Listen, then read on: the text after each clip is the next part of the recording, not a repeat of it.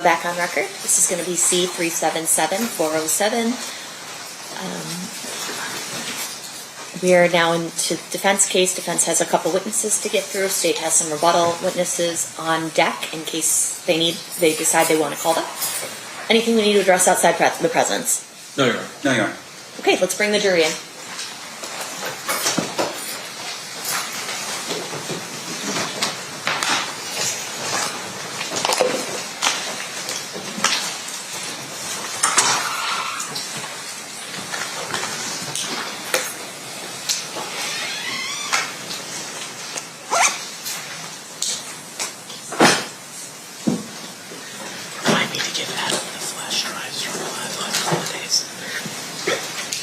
That'd be a good idea. Yeah, I agree.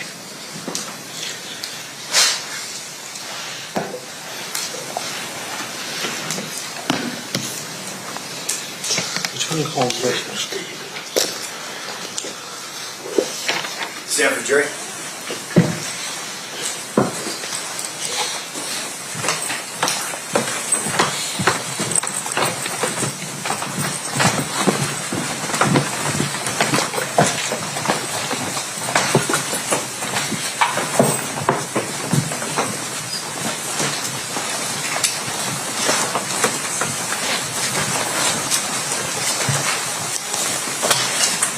The party stipulates the presence of the jury. Yes, Your Honor. You may be seated. Welcome back, ladies and gentlemen. We are now into the defense case in chief.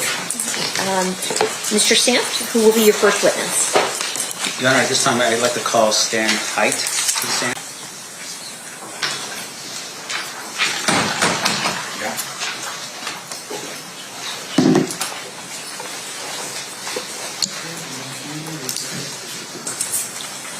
You do solemnly swear the testimony you're about to give in this action shall be the truth, the whole truth, and nothing but the truth, so help you God? Yes. You may be seated.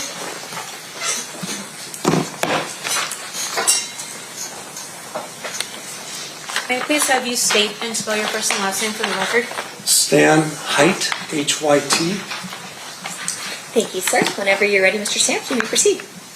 Sir, I'm turning your attention back to the year of 1996. Yes, sir. How were you employed? I was with the Las Vegas Metropolitan Police Department. I was an officer working overtime on that date. Okay, and when you say you were working overtime, how does that work exactly? Explain to the jury. When there's certain special events, they ask people officers to sign and volunteer to work overtime assignments. They pay time and a half. And you know what the reason was for the need for additional officers on this particular night? It was a night that Mike Tyson was fighting. It was collective of people getting together for partying. They wanted to keep the peace, basically, keep things civil. Right, and with regards to those types of events back in the day when we had boxing as our main feature, Right. There's a couple of us in the audience that probably is unfamiliar with how Las Vegas was. Can you describe for us a little bit about the just overall amount of people coming to Las Vegas for something like a fight? Well, Mike Tyson was a big name. Obviously, I'm sure most of you all know him. He was making like $30 million a fight. He was winning his fights within a minute and a half, 2 minutes. I think that particular night he did also. He won one of his fights, got paid big, and they were ready to party. Now, and just to be fair, your role was not to deal with the Mike Tyson fight. No, it was the Suge Knight event. Yeah. So you were, and just explain a little bit for the jury, what were your role that night? What were you supposed to be doing? Basically, just keep the peace, make sure there was no fights, no shootings, nobody get killed, type thing. Okay. That was basically our. And when you say you were there to make sure to keep the peace, where exactly were you stationed? At Suge Knight's residence. There were several of us hired to do this assignment. I'm now going to show you what's been marked and admitted Yeah, well, admitted by stipulation, Judge. Okay. by stipulation. Looks like defense BBB, defense AAA, defense YY. May I approach, Your Honor? Okay. Those may be admitted. Thank you. Just take a look at these until maybe recognize. Yes, that's the area that we were assigned. Right. You have That's the the entry. Okay, yeah. And then just look at this one as well. Oh. It's the same one? And that's an extended view of it, yeah. Okay. May I approach, Your Honor? You may. Shown you what's been marked as Defense Exhibit YY. This, can you explain to the jury what this image is here? This is a neighborhood involved. The green area, the park area up above would be, So what you can do, sir, because we don't have a way for you to Okay. do that. First and foremost, is this an overall view of the Las Vegas Strip? Looks like the airport and a few other things. Yes. Okay. You could actually step down off the Okay. chair if you want and just point to an area that we're talking about. But before you do that, I'm going to show you what's been marked and admitted already as Defense Exhibit AAA. Do you recognize this photograph? yes. Okay. And can you explain to the jury what this photograph is? That's the area of the, I think it's Sierra Rancho Estates, where Suge Knight lived. Okay. So up over here, just for the jury's edification, what would this be? It's just a desert area. Okay. Are you sure that's not the airport? Is it? I don't see any runways, but I'm going to have to take your word on that one. That's fine. Okay. Down over here, do you recognize what this is here? It's a golf area. You can get a little closer if you want to that screen if it helps you with your vision. You know, this is 20 years ago, and I'm sorry. That's all right. It's almost 30, actually. Yeah, basically it's just Sunset Park, the whole, that's all. All right. If you could just help us out real quick and just point to the general area in which you were assigned that particular night. Okay, I believe it was,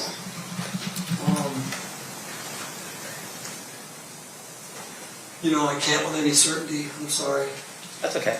So what we're looking at here... No, it was adjacent to the park, I'm not getting the, it's been too long for me. Okay. You can guys just sit down for that. Don't worry about that. Sorry about that. That's all right. It's been 30 years. Now, let me ask you this, though. Fair enough to say, as a police officer, if you are called to testify, God forbid, 30 years after an event occurs, what would be the material you would use to help refresh your My record? officer's report at the time. Right. And with regard to these officers' reports, for instance, critical piece of your tool set as a police officer? Very critical. So, like in this case there, you don't remember 30 years later certain things? Yes? Right. Okay. I've really never patrolled that area. That was just an assignment for that one night for me. Sure. I've always been in the Northwest, so No I worries. wish I could have identified Suge Knight's residence better. Now, in this particular regard, I'm going to turn your attention to the Suge Knight residence. Can you tell us what you actually did at the residence? I was with another officer, and we were at a gate, and we basically stayed at the gate while an entourage of vehicles came through. Approximately 15 vehicles came through, and the last one being Suge Knight's. Okay, now with regard to the entourage of vehicles, where did they go? In through the gate. I never went in through the gate, so I didn't see where they went after they entered the gate. Okay. And with regard to the vehicles that went in, did you recognize or give note of any of the vehicles that were in there? The last one was Suge Knight's. It was a cream-colored Cadillac. Okay. And I'm sorry, I just want to make sure. The last one that you had was a cream-colored Cadillac? Yes. And why do you remember that vehicle? Just pointed out to me at the time. It was occupied by two black males, Okay. and I didn't know Suge Knight at the time. I was kind of, interested in, looking for Tyson at the time, and they just pointed that vehicle out to me as Suge Knight's. Yeah. And fair to say, though, that sometime in the future you were asked to obviously write a report on that particular issue. Yes. That was your officer's report. Yes. And in that officer's report, did you include the mention of a cream-colored Cadillac with two black male adults in it? I did. Okay.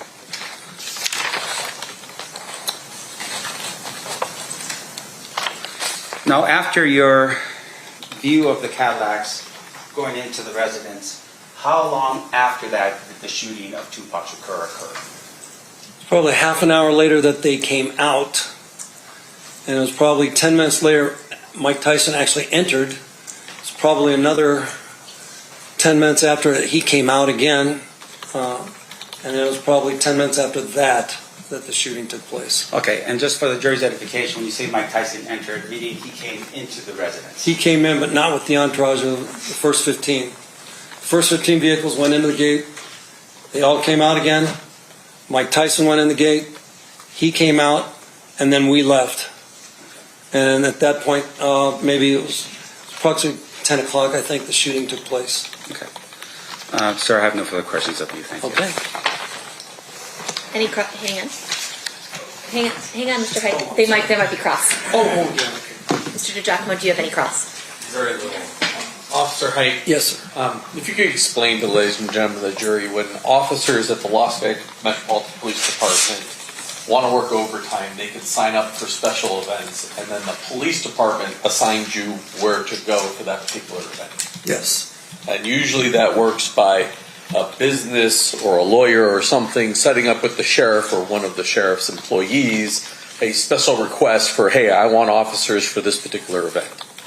We have a special event. We had a special events section of the police department that businesses that would promote events would contact, and they would ask how many. They would ask how many officers they need, and officers would be called, and then we would show up at the assigned locations. And so on this particular night, it was Metro that assigned you to this location in order to keep the peace for whatever reason. Yes. You indicated that you were mainly at the guard gate. Yes. And you saw a sequencing of events that occurred at the guard gate. Yes. At some point after the homicide, did somebody direct you to write your report? Yes. And during the course of that, did you know first of all, who directed you? I believe it was my lieutenant at the time. Your lieutenant said, hey, we should document this. Yes. And one of the things you documented was not only that you were there, but that the guard gate security detail was called Allied Security, and that they maintained a log of the vehicles that went in and out. I believe that's correct. Thank you very much. Nothing further. Anything further, Mr. Sanft? Yes, Mr. Hyde, just one final thing. When you're doing this kind of work, it's for additional hours, right? Yes. What were you wearing on that particular night? Uniform. And is that always the case? Yes. So even if you're, like, say, not at Suge Knight's residence, but say at some other club area in the parking lot, you'd still be wearing your Yes. uniform? Okay. No further questions, John. There are different bureaus that can get assigned different things. I was uniformed, so I was always uniformed. There may be detectives or others that would respond differently, but my assignments were I was uniformed, so I was always in uniform. Yes, sir. Thank you. I appreciate it. 1 second. Yep. Ladies and gentlemen of the jury, any questions for this witness? We have some.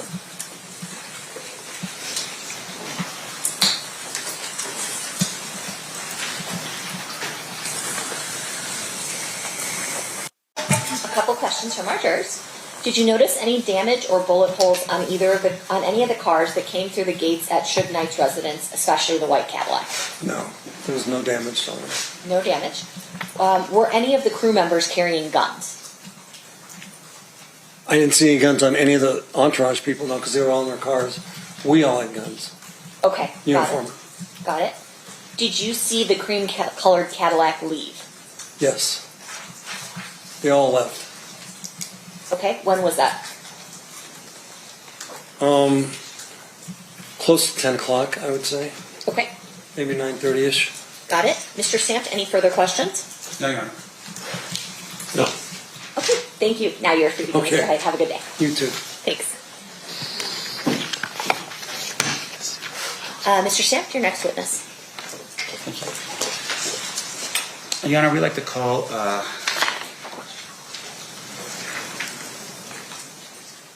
Charles Mangrum, please, to the stand. Charles Mangrum. Okay.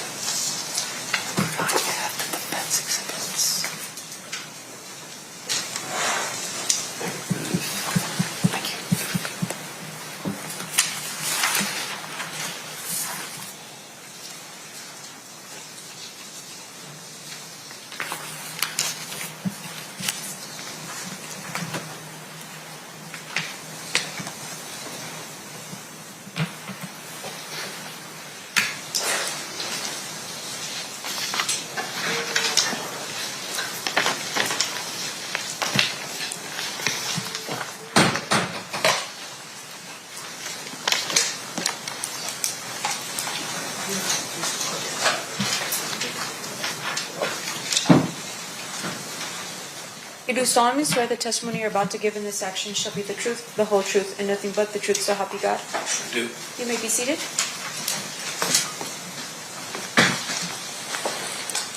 May I please have you state and spell your first and last name for the record?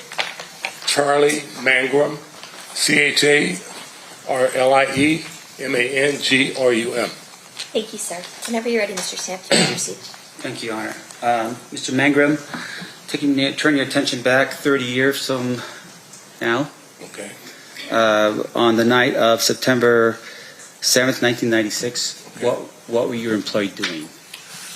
I was assigned as an overtime officer in charge of 3 other police officers to monitor a party that was supposed to happen at Suge Knight's house located on Tamiyasu. Okay, I'm going to show you here some maps. I just wanted to see if you can help identify where this is located. May I approach? Yeah, you may. For the record, showing you what's been marked and admitted.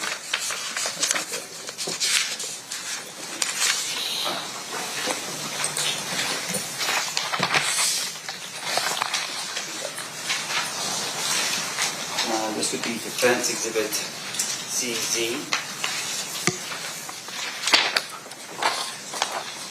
You don't have that? That one's not admitted yet. Oh, it has not. Let me get that back Okay. up here. This is Defense Exhibit YY, Defense Exhibit AAA, and Defense Exhibit BBB. Just take a look at this one. When you're done, sit down.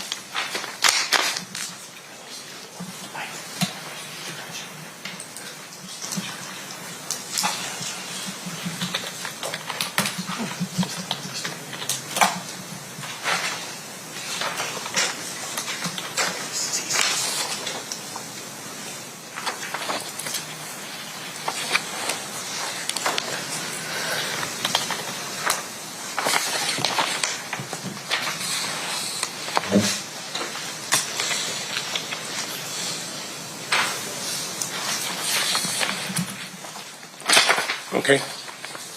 Do you recognize those aerial photographs? Yes. Let me just go ahead and say that they've been admitted already by a stipulation between the parties. I'm going to just put this up on the screen for everyone to see. Okay. So with regards to the first photograph here, which would be, I'll take it from this. Thank you, sir. The first aerial view here, this would be Defense Exhibit YY. Do you recognize this? I told him it wasn't admitted. Yes. Now, just a general idea though, what is this a image of? It's an aerial view of the gated community where Suge Knight lives, Okay. of Tamiyasu. All right, and just because of the fact that we're looking at an overall aerial view, it looks like it's Las Vegas. Yes. Can you step down and just point to the jury where on this photograph is the location of Suge Knight's house? On this, Yeah, you can just step down. Thank you, sir.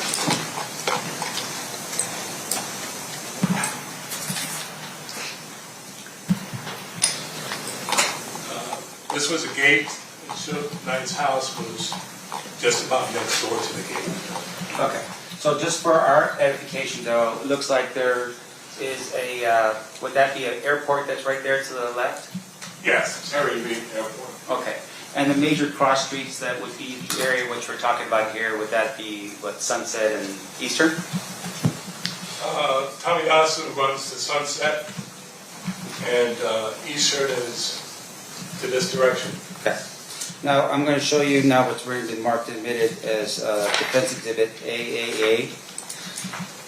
Is this a closer image of the area that we're talking about? Yes. All right, can you point to the jury where that area is? Sunset Park. And this would be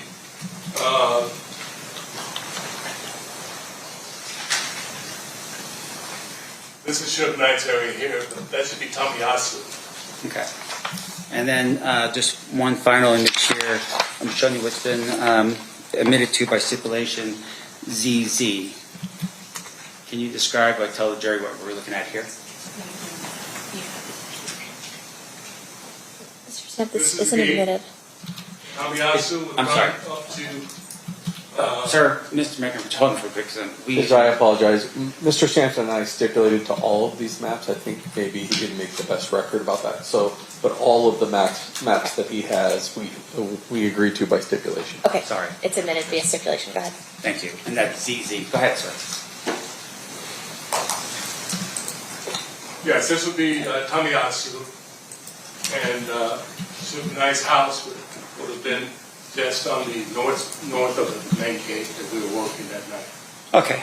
And that's all we need for you for that purpose. Now, in terms of what your job was that night, what were you assigned to do? Apparently, there had been other parties following Mike Tyson fights at Suge's house, and the HOA or association had some issues with the number of people and the number of uninvited guests that showed up, and they wanted to have some police officers there to help keep the peace. All right. And can you tell us what you were wearing on that particular night? I was wearing a uniform, All right. police uniform.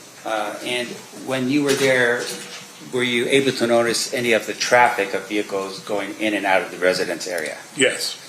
Can you describe for us any of the vehicles that had either gone in or out of the resident area? Yes. At approximately about 10:15, Suge Knight driving a blue BMW with Tupac in the passenger seat, came to the gate, and followed by, I believe, probably 5 or 6 other vehicles in line, which I described in my OR report. Okay. Now, just to make sure I'm clear with the R report, you don't have to do that right now, but with regards to your R report, is that something that you do as a police officer, is write a report? Yes. Now, in this case, obviously, you're just helping with potentially a party that takes place. There's no party that takes place, right? No. Were you asked by anyone to write a officer's report after your time working on this particular night? Yes, I was. I don't recall who that was, though. Yeah. That's fine. And so the officer's report you wrote, fair to say that that's something that you have done throughout your career as a police officer? Absolutely. And what's the reason for an officer's report? Documentation, so that in the future you have something to go on if need be. Now, with regards to your recollection for that night, did you what were the other vehicles that you remember entering into the residence area of Suge Knight and leaving the area of Suge Knight's residence? Well, Suge and Tupac were there approximately 30 minutes, and they exited back out, followed by a cream-colored Cadillac, compact vehicle that was occupied by 4 females, and a few other vehicles that I had referred to my officer's report on. But later on, following the time that Tupac and Suge left, Mike Tyson showed up as a passenger in a Bentley, followed by another Bentley that I believe was Don King's son. And we informed them that Suge Knight had told us that the party was no longer going to happen. I see. And then they turned around and left. I see. And then your report was written how long after the event that occurred that you're telling us did you write your report? It's dated the 19th of that month. All right. Thank you, sir. I have no further questions. Mr. DiGiacomo, you may cross. Lieutenant, you wrote this report at the direction of homicide? I'm not sure. It might have been the PIO's office or someone investigating the case. On the second page of your report, it shows this was copied to Detective Brent Becker, P number 2838/homicide. So Okay. this would have been something that that you would have sent to homicide to let them know this information. Yes. Now, in looking at your report, you indicate that, would you agree with me that at 21:30 hours, it's you and Officer Quick that are actually at the residence of Mr. Knight talking to somebody there, and Mr. Knight's not home? No. Then you say at 2200 hours, Officers Schmidt and Height were at the guard gate Yes. when the cars came in. When they started to come in, yes. And then at 22:15 hours or 20 hours is when you arrive at the gate. Yes. Approximately, yes. And at 22:30 hours is where Suge Knight driving a black BMW with Tupac Shakur in the driver's seat, followed by the rest of the caravan, leave the residence. Yes. Now, what you received today, I believe you have there, is a two-page report, and mine's a lot, has a bunch of attachments to it, so I just want to show you that. No. So, that appears to be your two-page report. That's the officer's report. There you go, look at the front. Is that your officer's report? Yes. Okay. And then behind it has basically all the various special assignments going on that night in the valley. You need your glasses to look at that. Yeah, I hadn't seen this. All right. Okay. And that's just Metro kept record of all the various special events that evening and who was assigned where in case we need to Correct. look into that later. Correct, yeah. And then after that, there appears to be the gate log with the plate numbers of all the vehicles that were going in and out of that particular gate. Okay. Does that look accurate? I haven't seen it. I've never seen it. By looking at that, does this suggest to you that Metro Homicide in 1996 followed this lead and followed up on it? Yes. Objection, Your Honor, as to leading. It's cross-examination. Oh, yeah, you're on cross. I'm on cross. Sorry, this is weird. Yeah. Overruled. Thank you. I have nothing.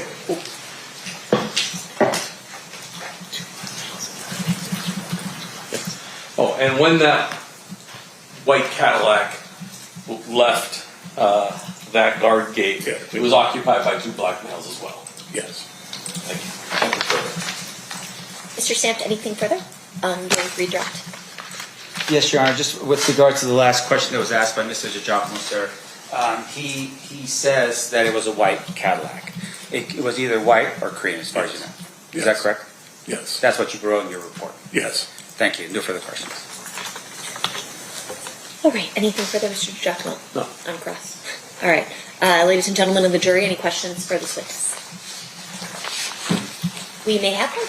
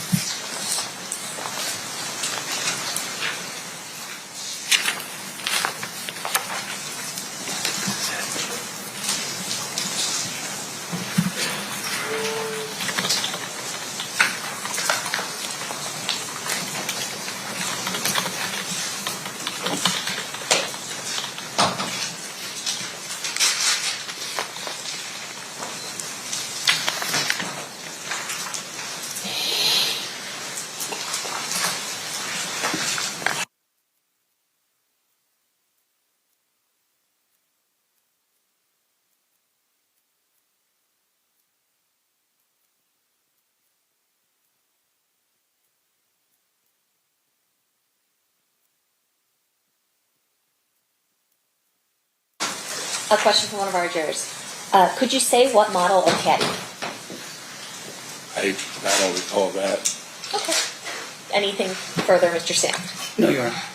Mr. DiGiacomo? No, you're Okay, thank you, sir. You are free to go. Thank you.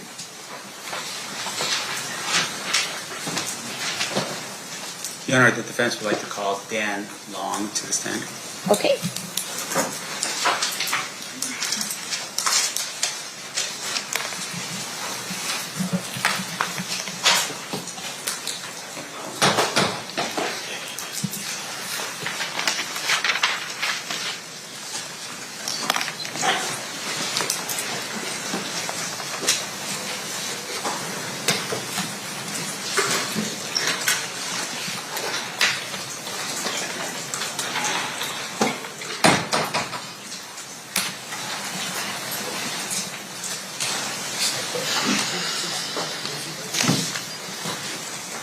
You do solemnly swear the testimony you're about to give in this section shall be the truth, the whole truth, and nothing but the truth, so help you God? I do.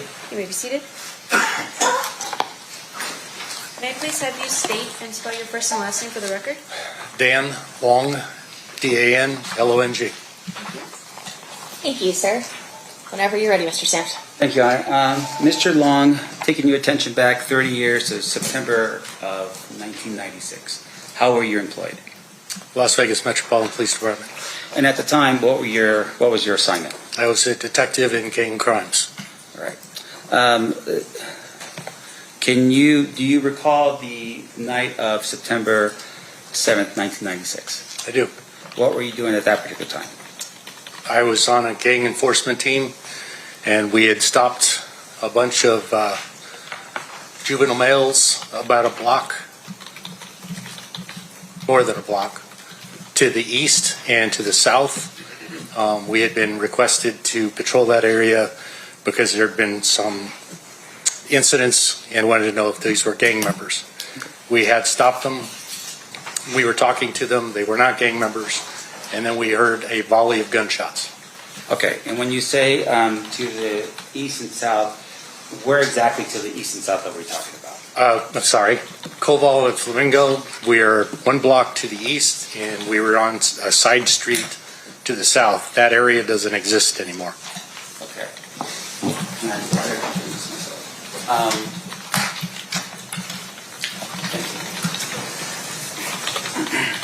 Showing you a map here, an aerial photograph. This is Defense Exhibit YY. Do you recognize this map or this aerial photograph? Yes. Okay, and what is this of? It's Flamingo and Sandhill. I'm sorry, Flamingo and Koval is where the shooting occurs. The airport's right to the south. Carriage House is just to the south of where the shooting occurs. And we were, if you zoom in, I could show you where we were. Here's what we'll do. If you could just step out of your chair, just get out next to the screen. I'm going to get this a little closer for everyone to see so we can figure out where you're at. Does this help? All right.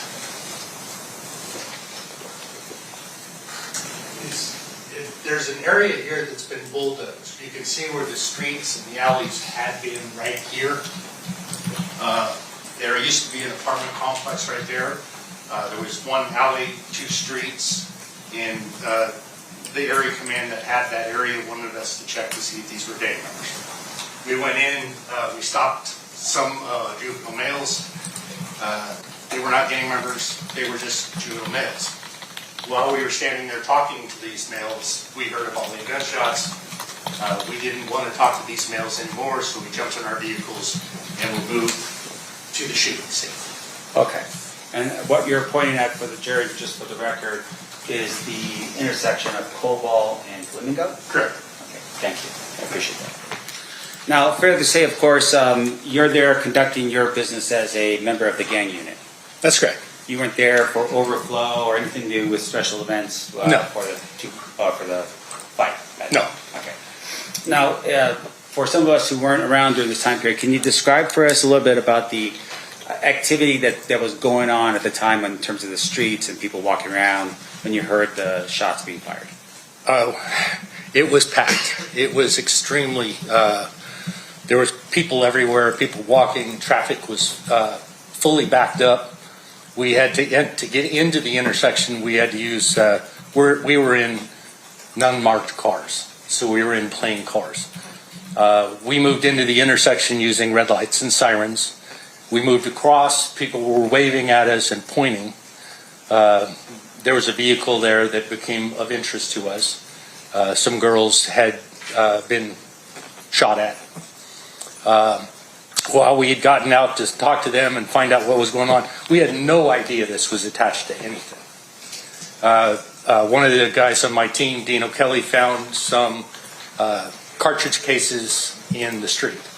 So we started moving our vehicles in the area to block off traffic so they wouldn't get run over. and putting up yellow tape. Now, once again, were you in charge of the investigation of either the shooting or the eventual homicide? No, All right, so at the time in 2000 or 1996, you were anything other than your gang unit detective? right. And at that time, we had found a shooting scene. We don't know what we have. So we're just securing the scene in case there are victims. And then we would find out what was going on. At some point in the future, though, as you progress in your career, did you ever at any point leave the gang unit? Yes. And what did you do after that? In 2000, I was invited to test to go into homicide. I then tested for homicide and went into homicide. And what year was that? 2000. Now, during the time that you were in homicide, that would have been from 2000 to roughly when? I retired from the department in 2017. So you spent 17 years in homicide? Yes, sir. Okay. Now, during the time period that you were in homicide, were you ever assigned the case involving the Tupac murder? Yes. Okay. And you had to stay a little bit, I just want to make sure. You were given the assignment at some point? Yes, I was. 2004, my sergeant, Kevin Manning, handed me the file and said I would follow up any further leads. All right, and can you explain to us a little bit about how that works? You're a detective. The file had been with somebody else prior, Detective Becker. Yeah, Detective Becker and Detective Mike Franks. Okay. And now you have the file. Yes. So what do you do as a detective when you're handed a file that's already been worked on? You read it. You read it. I went through the pictures. I then discussed it with my sergeant. I went down to California. There was a lot in that file, and I didn't know Compton very well. I didn't know Compton at all. So I went down. I had ridden in the gang unit with gang detectives, and I knew them still. So I called and said, "Can you take me around and show me these things?" So we drove around Compton. They showed me houses where the Compton Crips lived. They showed me where Orlando Anderson died. They showed me a lot of different things. And Compton was very small, but it was very impacted with gangs. Now, during this time period, can you describe for us a little bit about was there still an interest in the murder of Tupac at the time that you took over the case? Meaning, was there media attention? Maybe not to the level it was in the beginning, but was there still issues with regards to access to the file and that kind of thing? Yes, there was. And Now I know where you're going. yeah, and what I mean by that initially is that even in Metro, was there any concerns on your part about unauthorized access to the file? Not by me. I wasn't concerned, but my lieutenant had become concerned and wanted to sequester the file away from everybody else because there was a lot of people going in and looking. Very, very famous person. And with regards to the going in and looking, can you describe to the jury what type of activity we're talking about here in terms of going in and looking? I didn't do any investigation in this, but my lieutenant told me that people had been going in and being curious, looking at the file. Did you at any point, was there any measures that was taken to preserve the safety and security of that file? Yes. What were those measures? They locked down the file itself, which was the hard copy of the file.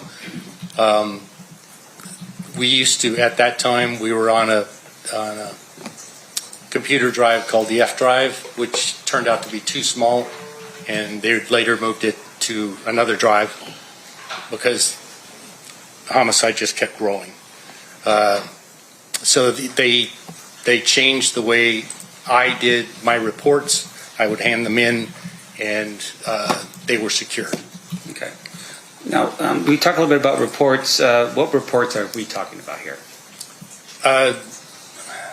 The one that popped into my mind, the very first one, there was supposedly, this was an anonymous tip that there was a rolling 60 apartment over on Reno that was slinging drugs, and that the people that shot Tupac had driven up to this apartment and handed the gun off for drugs. I then attempted to locate, usually gangs are going to rent an apartment, they're going to rent it in a girl's name. So I was looking, and I'm talking 8 years after the fact. I'm talking about trying to find an apartment rented by a girl that has association with the Rolling 60s. I never found it. So I couldn't track down the 60s that may have the gun that would be attached to the killing of Tupac. I see. And during the time that you were performing your duties as the detective on this particular file, did you ever keep your own officer's reports? Yes. And just explain for us a little bit about your, common course of how you would do that. An officer's report is like who, what, when, where, why. So you say that there was an anonymous tip. Let's just talk about this tip. Anonymous tip at this date. I did these phone calls, met with this apartment complex, and couldn't locate anybody that was attached to the Rolling 60s in any fashion. So it literally would be an officer's report that's maybe a paragraph. There was another tip that the gun had been dropped from the shooting vehicle that went back to California that night, and it was on the side of the road. Ridiculous. But 8 years later, we went out, we walked that section of the freeway, both sides, looking for a gun. We didn't find one. That officer's report was about a sentence. Those kind of things are the things that we were trying to run down. All right. And so in terms of officer reports, fair to say that there would be a lot of officer reports of your efforts in this particular investigation? Those officers' reports don't exist anymore that I could find. Okay. And why is that?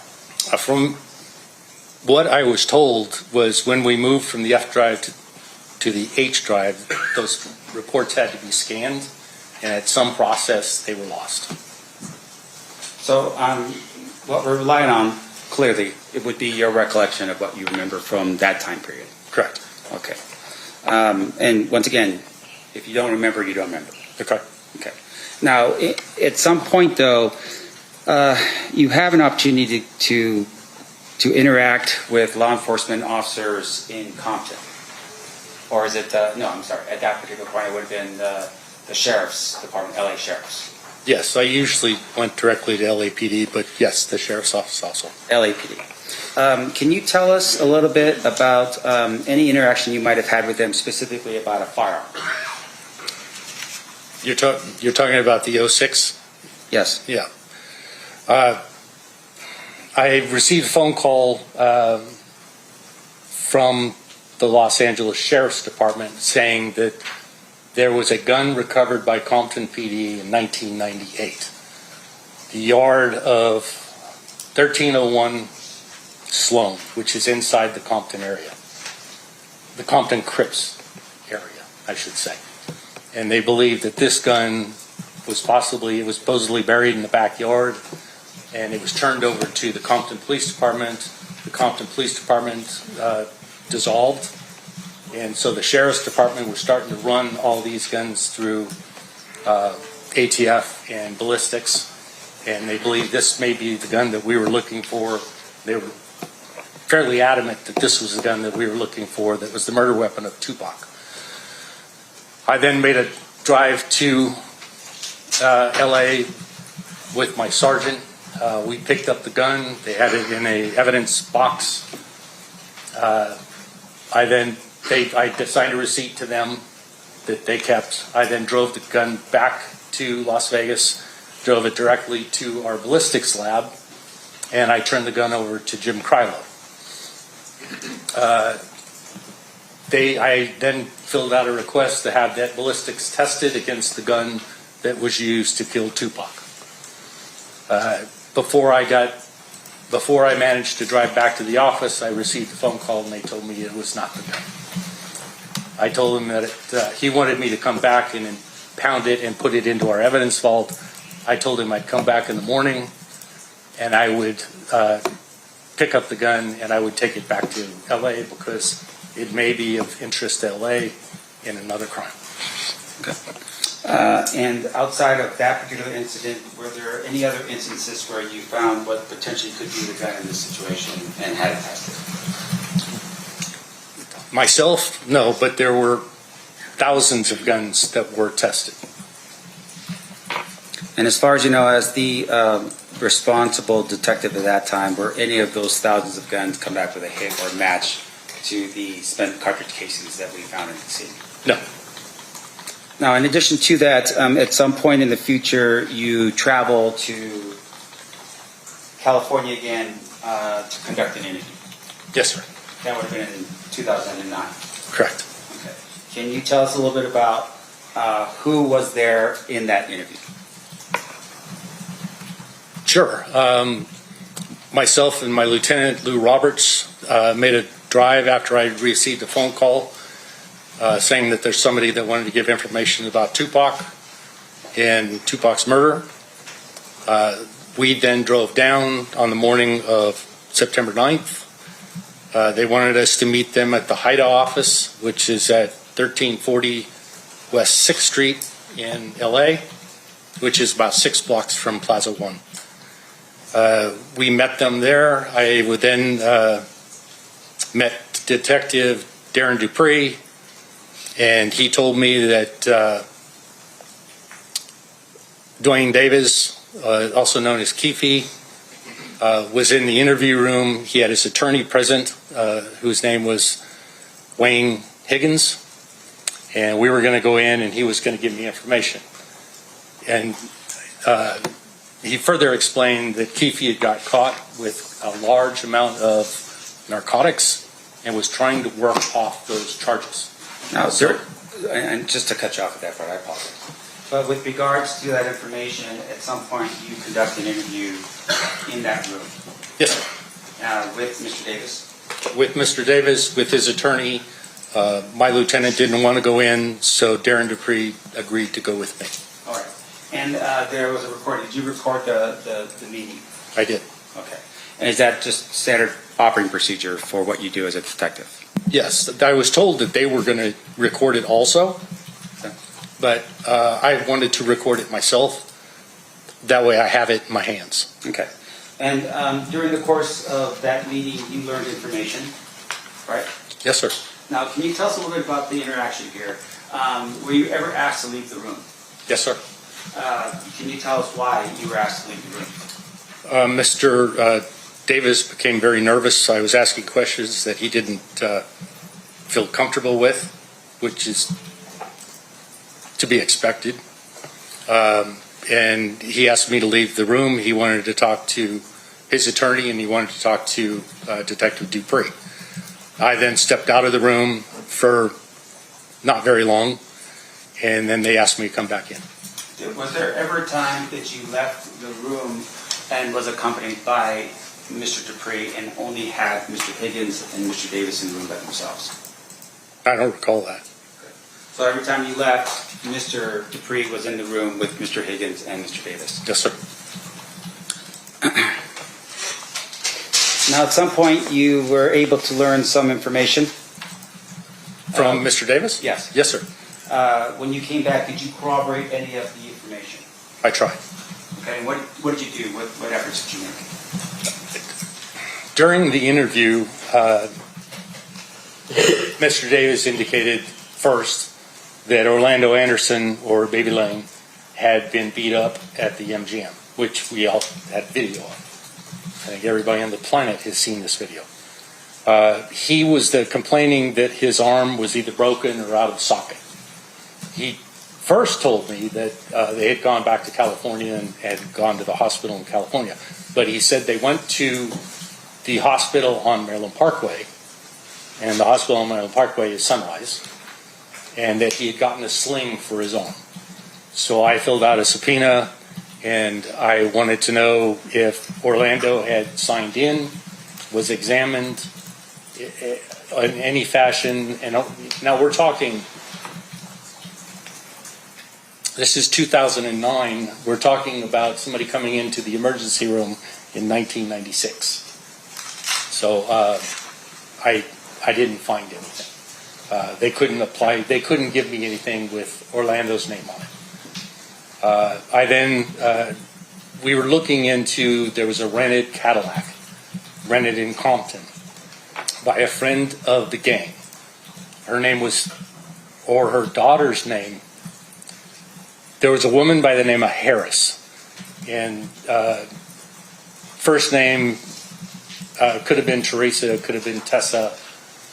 And again, we're talking multiple years later. But I called down trying to locate a Cadillac that was rented in 1996. They said it was a friend of the gang.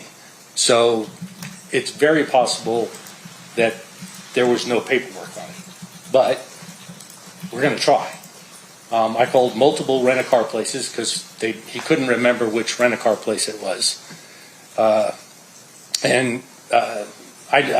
never found anything connected to that date or those dates around that for a four-door white Cadillac of any kind. Now, in addition to that, sir, did you ever run at some point any names to determine, sort of help you out with the landscape of who's who and what's what? For instance, did you ever run a name by the name of Darnell Grimm? Oh, you're talking about before the interview? Yes. When I received the call that we were going to go down and do an interview, I ran everybody that was in the file.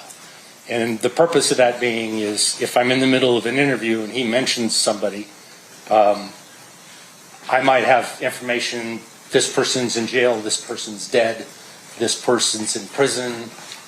Those could be very useful to me in the middle of an interview. When I go into the interview, I'm going to be acting very non-informed. I don't know anything. Please tell me. So he's like, okay, we were going after we're talking about Pac. Okay, who's Pac?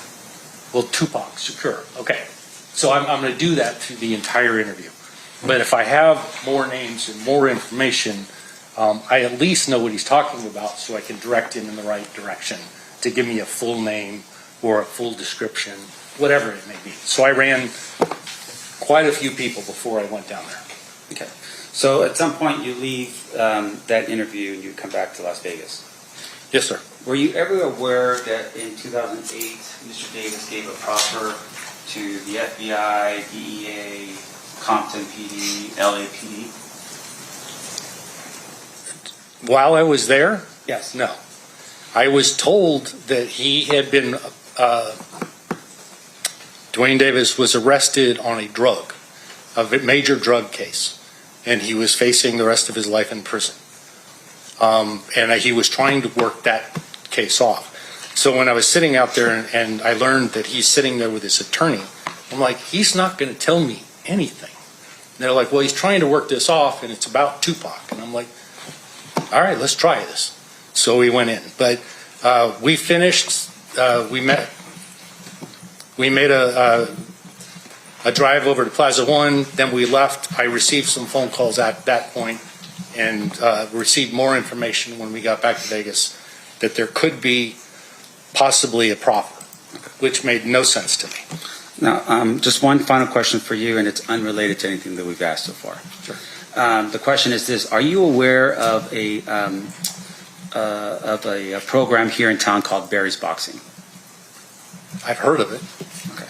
I have no further questions, John. Cross, Mr. DeJacque. Detective, how are you? Good. How are you, Mark? I'm Mr. DeJacque. You went to homicide in 2000, correct? That's correct. And Mike Franks and Brent Becker, well, I guess Mike probably retired before Brent left the unit, correct? Well, he trained me for a while. Mike was preparing to retire, so the desk I was going to get was his. And I was trying to soak up as much as I could from him because he was a very, very senior detective. Him and Brent Becker were very, very good detectives, so I was trying to suck up as much as I could. That was the squad I was going to anyway. And when Sergeant Manning hands you the Tupac file, you already had an understanding from Mike Franks and Brent Becker of who you thought was in the car. Yes, sir. And when Mr. Davis in 2009 tells you that, it's the same people. Yes, sir. I think missed one of your trips to Compton,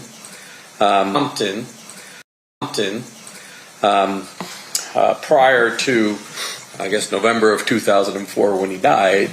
In early 2004, did you try and make contact with Big Dre Smith? Yes. And describe that for us. I was with actually a gang squad, and this is during the time when you can read it all. You can read all this information, but it's better if you go down there and look at it. So I went down to look at it. And they were taking me on a tour, most of Compton. They took me to the car wash where Orlando died, that kind of thing.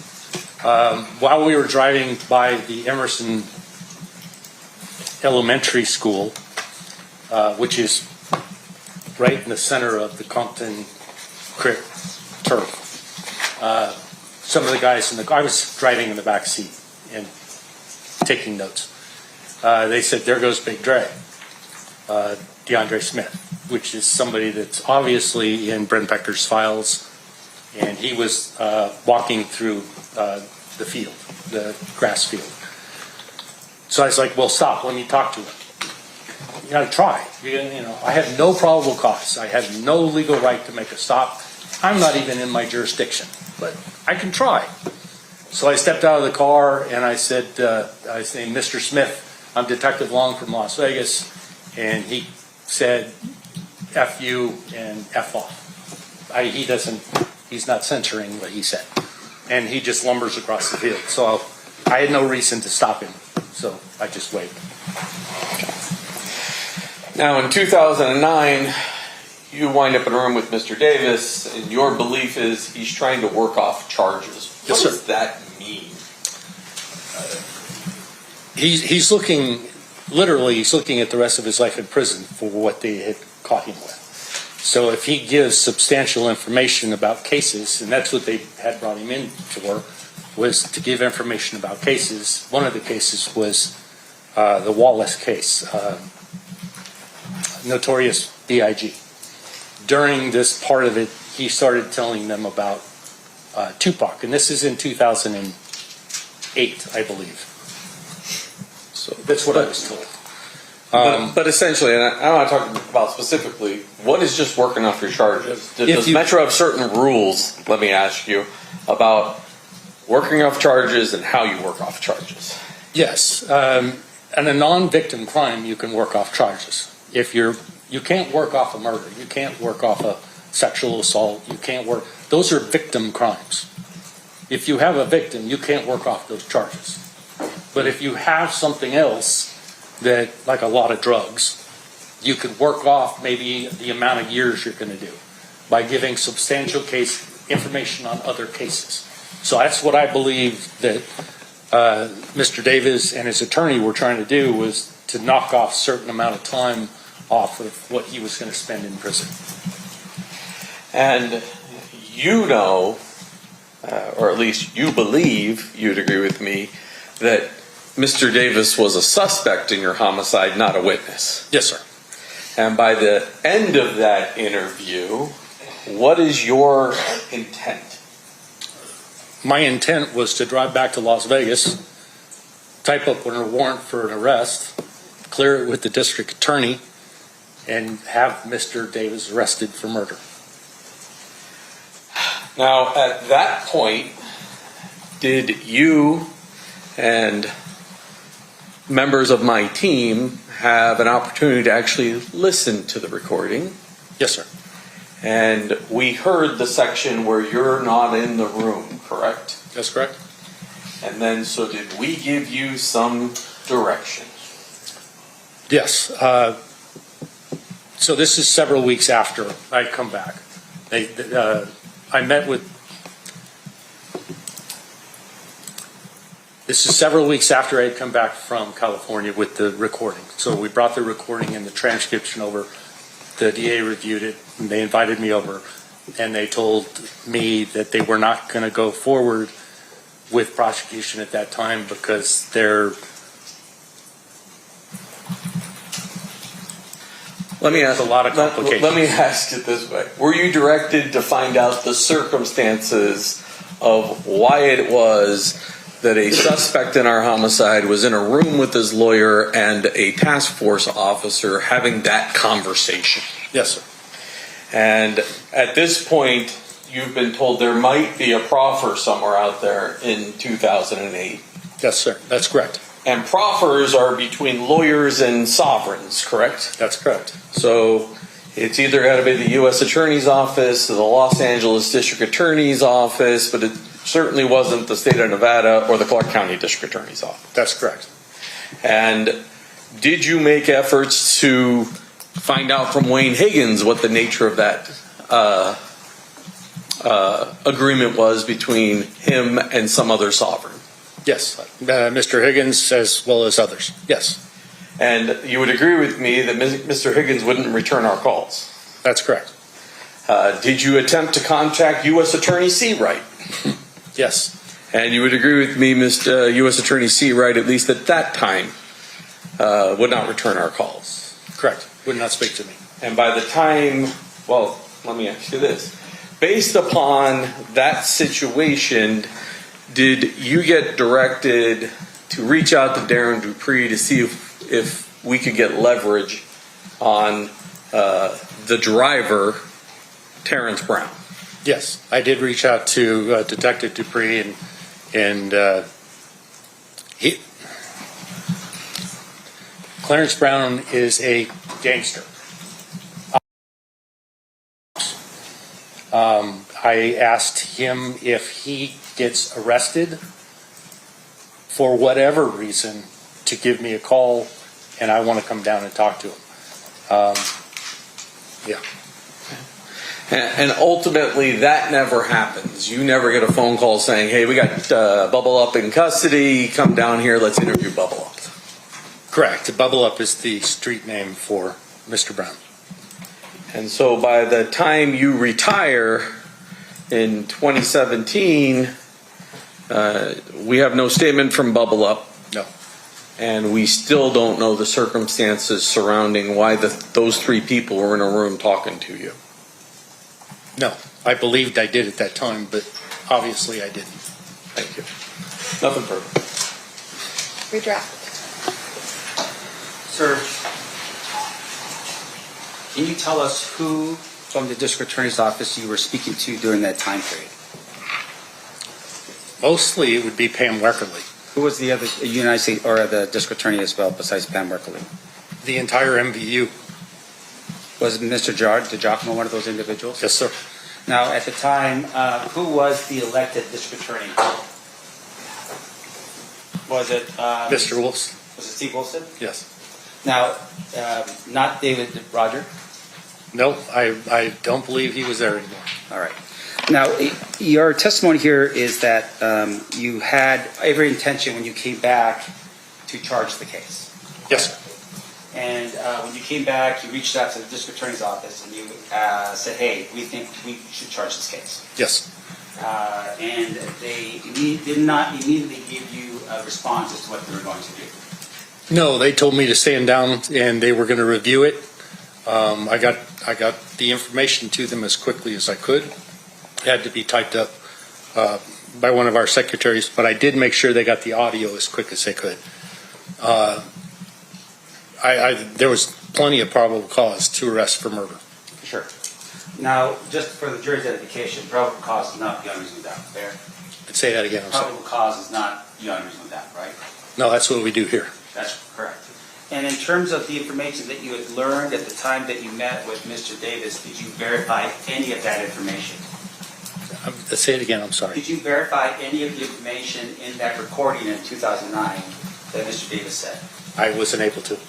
And once again, verification meaning corroboration, right? That's correct. In fact, I think on the recording you had told Mr. Davis a couple times, look, even though what you're telling me you might say is the truth, I still need to corroborate this information. That's correct. And that would have been your standard operating procedure with anyone telling you anything. That's correct.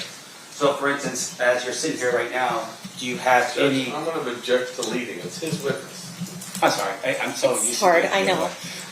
Let me ask it this way. You better rephrase. Yes, I'll rephrase. Did you make...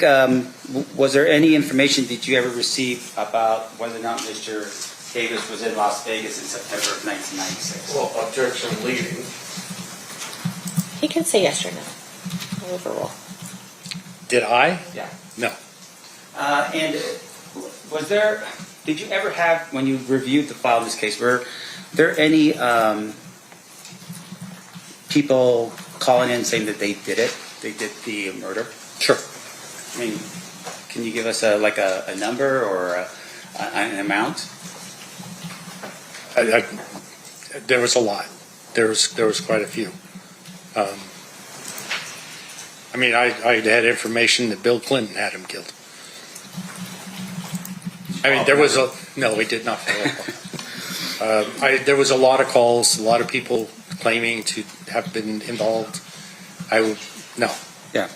And fair to say, Most though, of the time they couldn't get any of the information correct. right.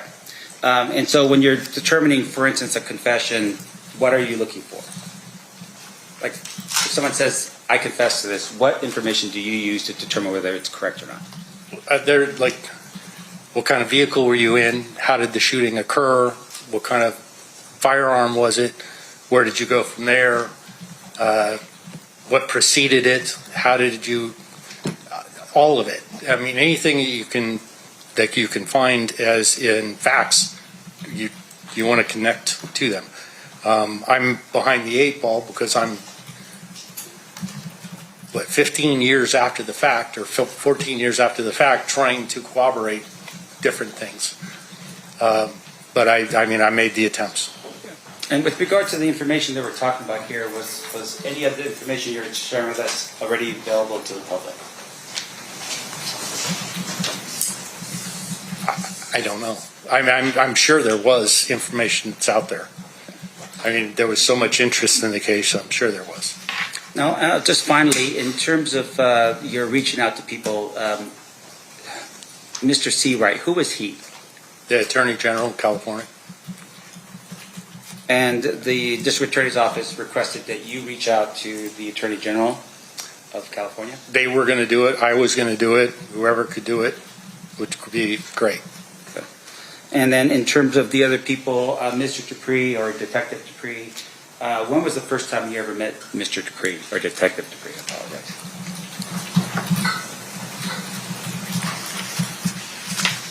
I'm not positive. Was it in the meeting at 2009? No, I had met him before that. Can you give us sort of an estimation as to when that was? A couple of years before. I think it had to do with one of the gun trip. I think is when I met him. And just for my edification, with that gun, was it a real gun? Yeah, Glock 40. There's a lot of Glock 40s out there. I had no idea there was that many. Thank you. I have no further questions. Thank you, sir. Real briefly. Well, Mr. Sanft said, were you able to corroborate information that Mr. Davis gave you? You're talking about information you didn't already know, correct? Correct.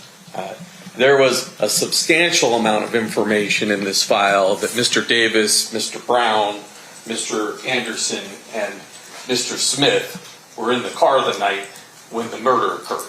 Yes. The way I took when he asked me that is, did I do cooperation? Brent Becker and Mike Franks, the original detectives, corroborated a lot of different things. I didn't specifically go back in time and do what they did.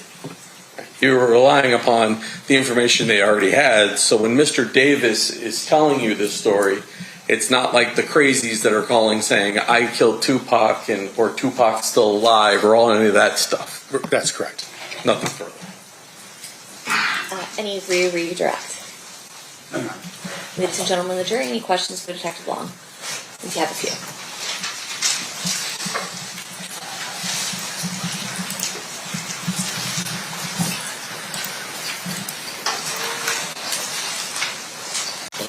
When your lieutenant said too many people were going into the Tupac murder file, what did you mean? Yeah, good question. Officers were curious, and they would go in and see what was in there because there was a lot of stuff in social media. So they were going in to look and read. So he decided that wasn't going to happen anymore. This information could get out. So he locked it down. Were you the only one assigned to Tupac's case? In 2004, Sergeant Manning handed me the case to do any follow-up. There was a full squad I was on, 6 detectives and a sergeant. All of them were available to help. And we had some very experienced, very talented detectives on the squad. So I would lean on them. Everybody's curious, why would they hand a case to a rookie? But I had access to some very, very experienced, excellent detectives. Were you able to interview everyone who occupied the cream or white Cadillac? Or is alleged? No. I tried to talk to Big Gray, DeAndre Smith. He died that same year. Orlando died in 1998 in a shootout at a car wash. And Mr. Brown died in, I believe it was 2015. Did you ever interview Suge Knight about the shooting during the interview process? I tried. I had a partner that had played football with him and knew him very, very well. And I was complaining that I could never even talk to Suge on the phone. So my partner says, oh, I can make a phone call. We can have it right now. And he made a phone call, talked to Suge, and Suge hung up on him. It was same old same. Do you know which arm was hurt, right or left arm, for Orlando Anderson? No, I do not. Sorry. Were you able to verify and confirm Mr. Davis was actually in the white Cadillac the night of Tupac's murder? Yes, that's the question. Sorry, the handwriting. Sorry, can you read it again? Yeah. Were you able to verify and confirm Mr. Davis was actually in the white Cadillac the night of Tupac's murder? By Mr. Davis telling me that he was in the white Cadillac on the night of the murder. And that the shooting came from that same white Cadillac. Any follow-up based on that, Mr. Sanft? No actual facts outside of what Mr. Davis told you. No. No further questions, Your Honor. Mr. DeJacqua? All right, you are excused. Thanks, Detective Long. Thank you. The fireworks this time. Mr. Sanft, any additional witnesses? No, Your Honor. Do you rest? We do, Your Honor. State any rebuttal witnesses? No, Your Honor. Not reopen your case. Okay, so at this time, the presentation of the evidence in this case is closed. What we have to do amongst ourselves is settle the law that applies to this case. And we are going to have everyone back on Monday at 9 a.m. for closing arguments. Please, during the recess, you're admonished not to talk or converse amongst yourselves, so if anyone else on any subject connected to the trial, or rewatch or listen to any report of the commentary on the trial, if any person connected to this case, by any medium of information, including without limitation, newspaper, television, the internet, and radio, or form or express any opinion on any subject connected with the trial until it is submitted to you. Please rise for the jury, everyone.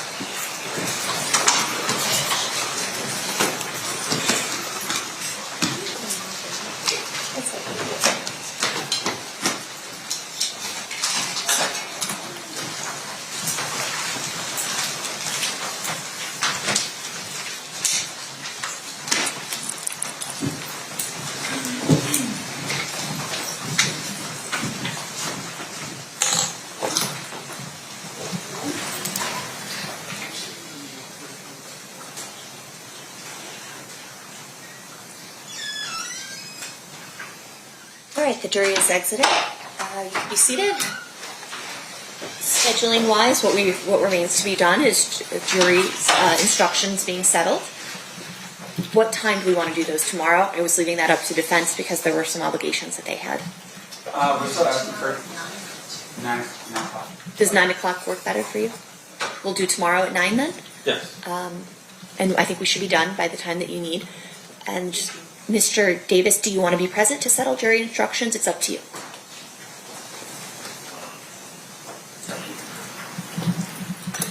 It's kind of like legal arguments. If you want to be here, we'd be happy to have you. If you don't want to be here, you don't have to. You want to waive your appearance for that? Okay. So I'll then just see the attorneys back 9 a.m. tomorrow. It's not presentation of evidence. It's just settling the jury instructions. Should be pretty quick. And then the next big thing for everyone watching at home is going to be closings 9 a.m. on Monday. Yes, ma'am. Okay, sounds good. All right, we'll see everyone back 9 a.m. tomorrow. Thank you. 9:30 on Monday?